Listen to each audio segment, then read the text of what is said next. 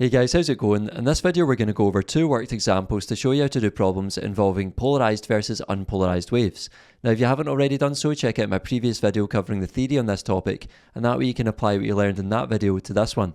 So let's get started. So we've just got two quick examples here, and the first one says to give an example of where polarisation is used in everyday life. Well, you might remember that it's used in polarising sunglasses to reduce the glare of reflected light from a water surface.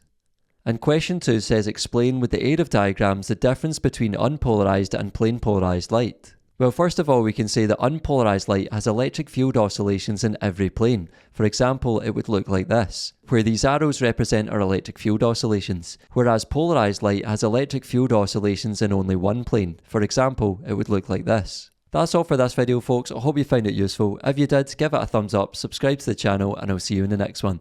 Take care.